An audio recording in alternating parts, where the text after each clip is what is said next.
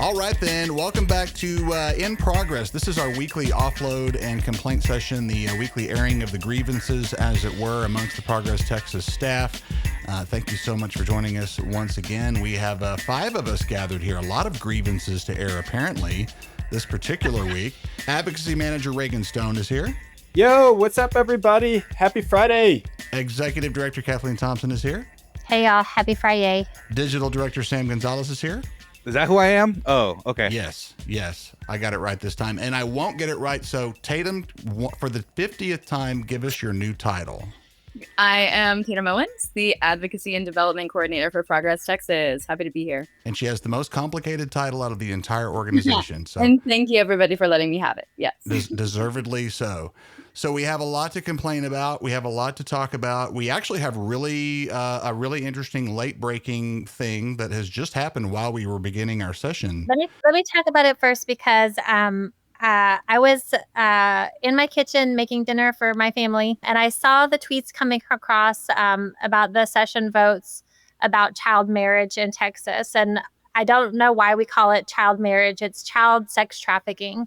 It's marrying off minor children, usually women, usually minor girls, right, to much older men against their will because the parents either need money, don't want the child in the home anymore for whatever reason. And in the year 2025, this shouldn't be legal. You hear about in like developing countries and stuff like that. Right. And we're talking about HB 168, if you want to look that up. Which is a bill from John Rosenthal out of Houston. And I'm pleased to see that the Senate companions are a Democrat, Zaffarini, and Parker, a Republican, that are identical. So I stopped what I was doing. I looked at the votes, and I was very angry to see so many Republican no votes. This should be a bipartisan, unanimous issue. And I looked up on Texas legislature online to see who voted against this. And I saw so many women, Republican women, who wrap themselves in the Bible and the flag and talk about how the Republican Party is the party for families. And as a mom of a daughter, just really appalled that this could be happening in this state in this year. So I brought it up to the staff, and Reagan, you go next. Yeah, so we were talking about this a little bit earlier, and I called Representative Terry Canales' office. He represents part of Edinburgh down in the Rio Grande Valley. I will give them props, as in like they passed that along so quickly to the representative, who I'll note was the only no vote. Only no among the Dems. On this bill, HB 168.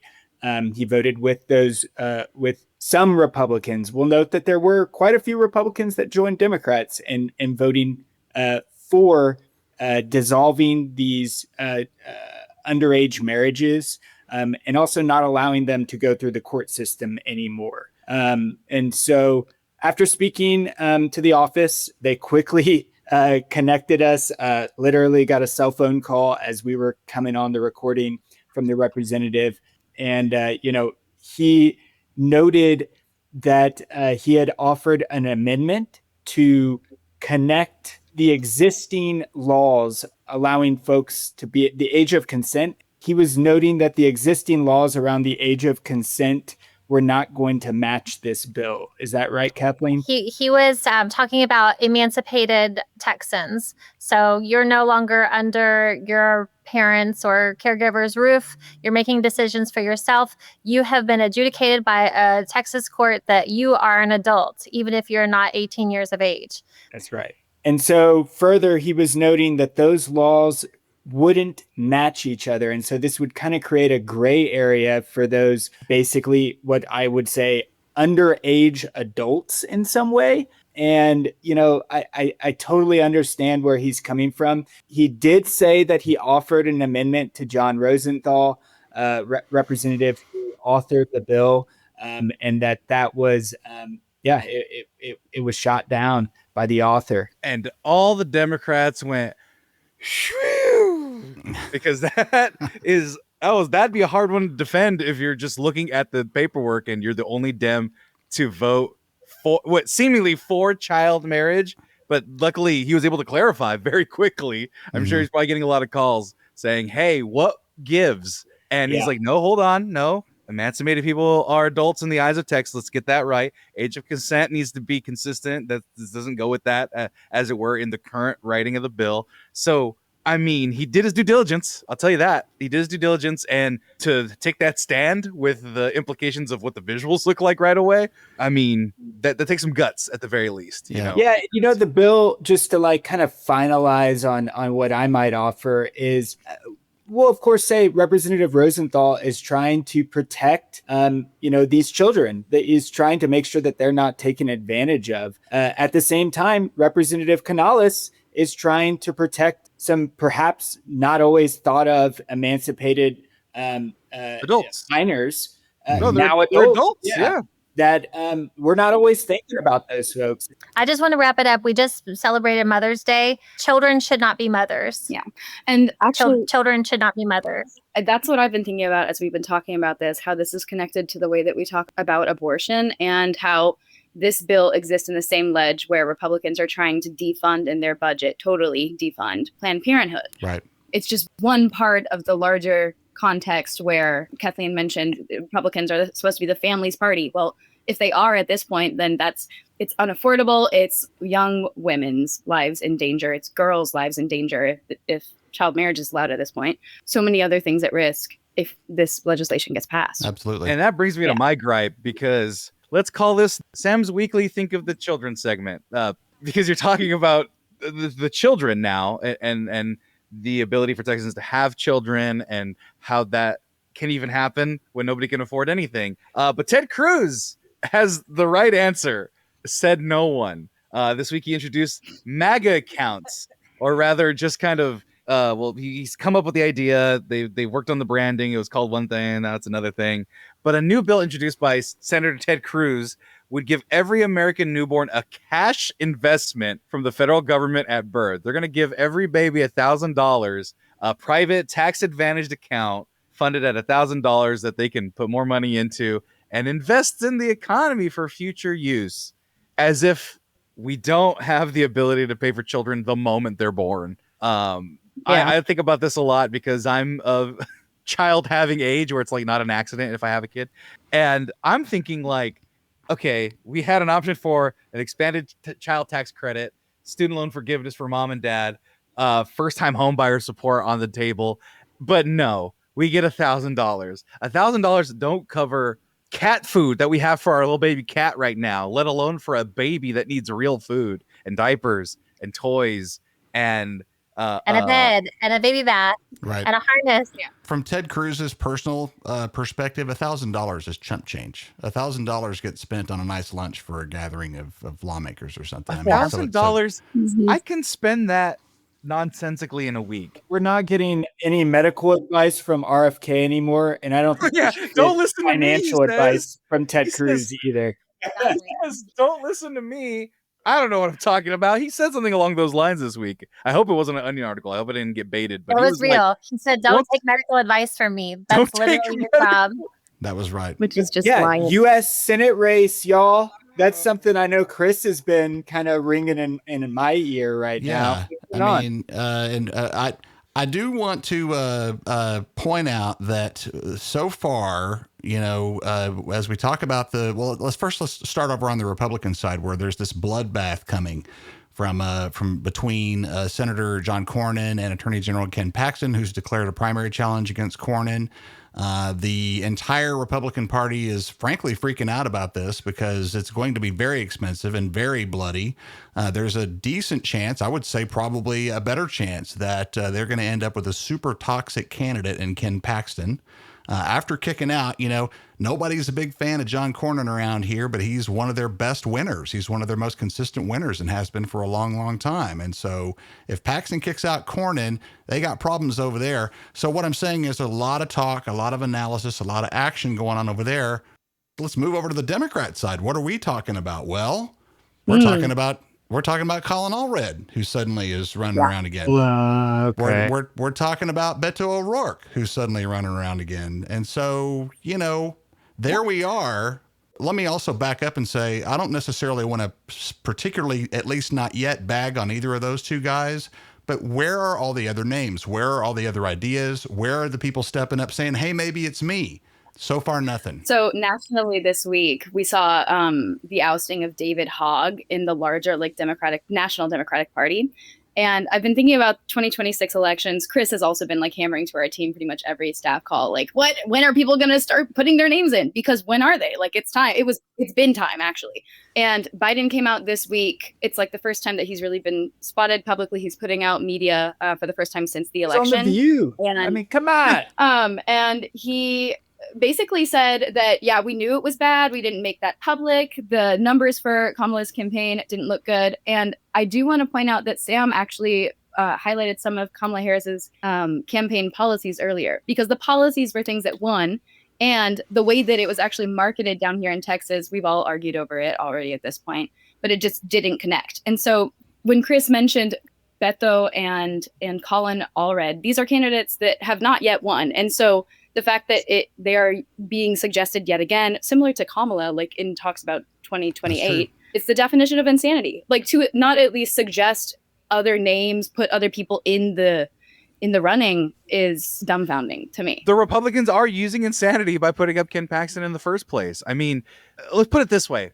John Cornyn looks normal compared to Ted Cruz. Ted Cruz is going to look normal compared to Ken Paxton. That's right. That's not what Texas needs or wants or deserves, man. Are you kidding me? My best thing to go up and look at Republicans and put my finger in their chest very non-aggressively and kindly and say, is Ted Cruz the best that Texas has to offer? Is that the best we can do? Beyonce's from Texas. That's better. I'd rather have Beyonce as a senator than Ted Cruz. I'd have Cowboy Carter as the alias as a senator before I have Ted Cruz. That'd be a cool album. That would be a cool album. Beto is still packing rooms. I mean, Beto is packing gyms and recreation centers, and he's actually going to be in Dallas next week, and I'll be attending the rally to see what he says about 2026 and to see what people are saying about him. I'll never forget being at the Democratic convention in El Paso, and he showed up, and there was a line to the back of this venue. Sure. He is an exciting name in Texas politics always, and so 2018, huge vote turnout, and lost by 2.7 percentage points. Yeah. Right. Really showed that grassroots organizing can be done. And so every other candidate has copied his campaign. They are barnstorming like he did. While we're talking about these two guys, Colin's performance last year is very much benchmarked against Beto's performance, which was a lot more money and a lot less performance, frankly. And so Facebook race to me, but if we're forced to choose between those two guys, and I don't even really want to theorize about that. I'm going to put that to the side. I have my problems with Colin Allred. I like Beto O'Rourke a lot. He is a rock star, just like we're talking about. He's a dynamic personality. People like Beto. People will show up to see him speak. I'm not saying Beto's a bad candidate. I'm saying both of these guys have already done it. Where are the new names? Where are the new faces? Where are the new voices? Where are the new ideas? I would love to see, hell, let's have Beto and Colin and a couple other people, in a spirited Democratic primary for Senate. Why not? I think it'd be awesome. Why not? Definitely. We're going to let the other side eat themselves alive. Might as well lift ourselves up. Absolutely. Because they're gonna be picking each other apart left and right. You did this, and you're a MAGA this, and you voted with this, and they're gonna reveal the hypocrisy amongst themselves, and that's gonna be fun to watch, because I don't think Ken Paxton can help himself. I think he's an arbiter of chaos and vengeance, and he's not going to be able to hold back against John Cornyn's record, which, once again, he looks and sounds normal compared to Ted Cruz, but he's not a good person or correction. He's not a good voter for the people of Texas. He's not a good politician. I don't know him personally, so I can't make that judgment, but, I'll make that judgment. That's fine. Hey, you know what? Look, I'm not going to be like the guy's a terrible human just because he votes that way. Like a terrible, terrible human. DFW and North Texas friends, Progress Texas is excited to invite you to join us to celebrate our 15th anniversary in Dallas. Come meet and mingle with political movers and shakers, lawmakers, advocates and activists, and just plain cool Texans who, just like you, are digging in for progress in the Lone Star State and loving every minute of it. Tickets and sponsorship opportunities are available now at progresstexas.org. Thanks to generous folks like Howard Cleon, Charles Zeller, Pamela Pearson, Chuck Cruz, Amy Forehand, John Mazzaro, and many many others for their kind support. Join them and us to celebrate 15 years of progress on Monday, June 9th in Dallas. Details and tickets now at progresstexas.org. Well, we're all going to be eating popcorn and definitely watching that. I know, I'll just say the gentlemen on this call have also been talking about something that we've been, eating popcorn and watching too, and that is Andor. Oh God, so good. I didn't finish. I didn't finish. No spoilers. Okay, fine. I stayed up way too late last night and watched all the 3 last episodes, and oh my God. So I have a confession. I have a confession to make. I have been going over Kathleen Thompson's head to her husband and telling Josh that he needs to force Kathleen to watch Andor. I don't think Kathleen's interested in Star Wars stuff. I haven't heard that. Well, I'm probably spoiling his plans even by talking about it now. But here's what I'll lay out there, and this is spoiler free. Andor is the story of the formation of the rebellion in Star Wars, and it's not, we think of Star Wars as Jedi Knights and magic and all this gigantic mystical stuff that's part of Star Wars. Andor is people. Andor is just normal people who are noticing that their lives are being changed by creeping authoritarianism. Sound familiar? Yes. There's a lot in Andor that's a very direct parallel to especially what progressive people in America are experiencing even right now, with our rights being slowly eroded and a greater and greater presence of this kind of nefarious political attitude that's beginning to permeate our lives. And so that's, to me, it's really compelling as a parallel to what we're experiencing right now politically, outside of just being kick-ass Star Wars. Very, very true.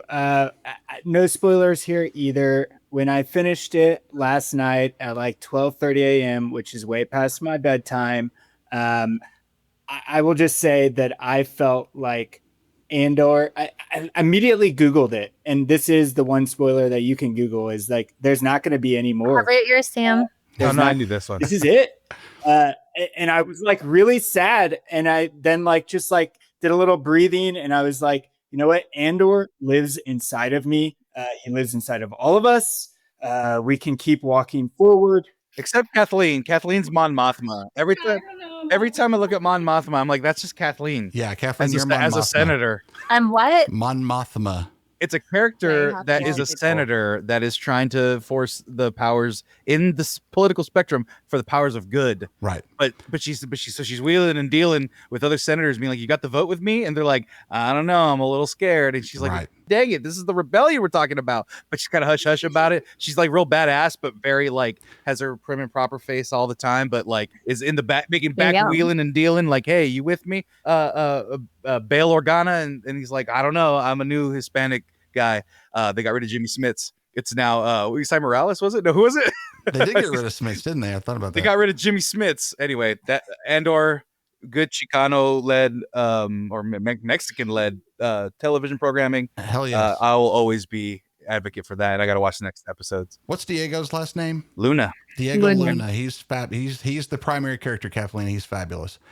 So one thing I'll say to Reagan to make Reagan feel better is there is more Andor, because Andor leads right into the movie Rogue One. So if you haven't seen that yet, you just keep on going through the that's what my wife said. Don't get me started on that. Yeah, 2 more movies to watch, and I'm like, I've already seen them, but I literally spent, I don't know, a couple of Saturdays months ago watching all of season 1 of Andor. So it's not like I'm not going to do another marathon. Well, hey, there is one more thing that I want to talk about before you wrap up. It's so much fun bitching with you guys that time gets away with us. So we've had this big heat wave this week, and Tatum and I have talked about this quite a bit. It's amazing to me. It's an amazing moment, really, that we have record-breaking heat in Central and South Texas, really all over Texas. I want to say, Houston hit 97 for the earliest that they have ever hit 97 just a day or two ago. We're breaking records. Breaking records, and not the kind of not the ones Yes. we want. So there are a couple of things to know about this. First is that the Texas power grid actually is doing pretty good in the middle of a difficult weather moment, because Reagan, I'm glad you asked, Reagan, because solar generation has expanded, as has battery storage capacity, since I guess over the last year or two. And so with those two things, solar has been largely carrying the load through the hottest part of the day, and those batteries have been kicking in at night. Renewable energy is keeping Texas from baking right now, quite literally. And so that's great news, right? All us environmental folks, that's great news. At the very same time, the Texas legislature in the closing days of the 89th session are actively trying to put new laws and new regulations and new taxes and new everything else they can think of up against further renewable development. It is completely crazy. Lois Colkhorst is the lawmaker behind all this, or just to start with, she's out of Brenham, I'm pretty sure. Her whole deal is she doesn't want to look at windmills. Her whole deal is protecting the beauty of the Texas landscape, and so it's like, or she doesn't want to look at solar panels, whatever it is she doesn't want to look at. Does not want the renewables regardless. Yeah. Have you seen the oil rigs? They're so beautiful. Yeah, my favorite. Flaring, and that I drive through occasionally, coming to see y'all in Central Texas from West Texas. Yeah. That's what I'm saying. Haven't you driven through West Texas? There's enough nature. I'm sorry. That's maybe not the right thing to say, but there's so much nature. There's so much nothing. It could stand to use a little bit of energy in the distance somewhere just to give me something to look at when I'm driving through. Good Lord. Sam wants to shut down national parks and put in oil rigs instead. This is what I'm hearing. I'll give like a kind of a parody here. And this is like my brain expanding beyond probably the public policy world. But, you got I-10, you got these interstates, you got these highways.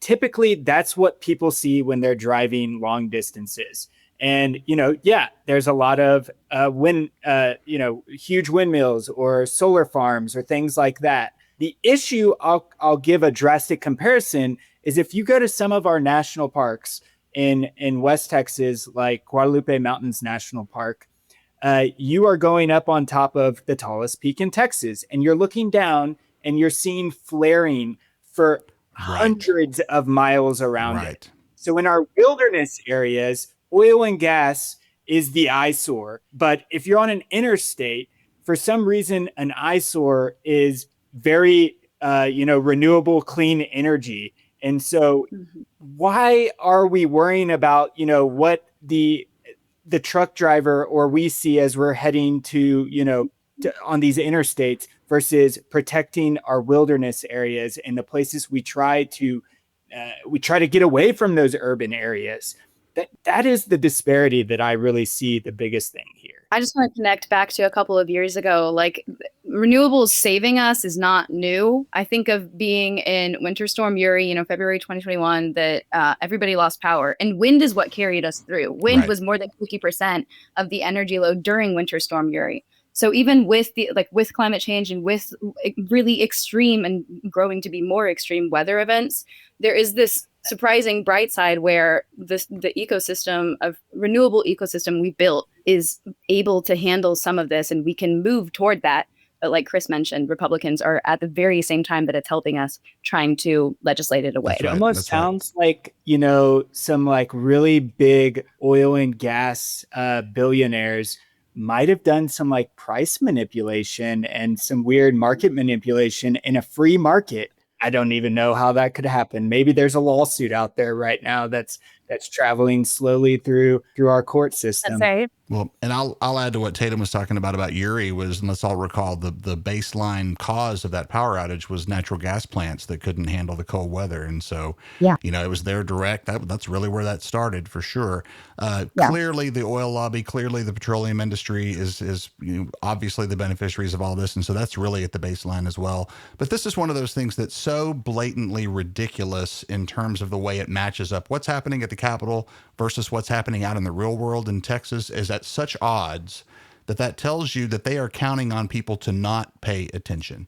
They don't think that people will notice, even when they do ridiculous things like this that just fly in the face of our realities and our needs in Texas. And so that's why we're so glad people pay attention to Progress Texas, so we can tell you guys all this stuff.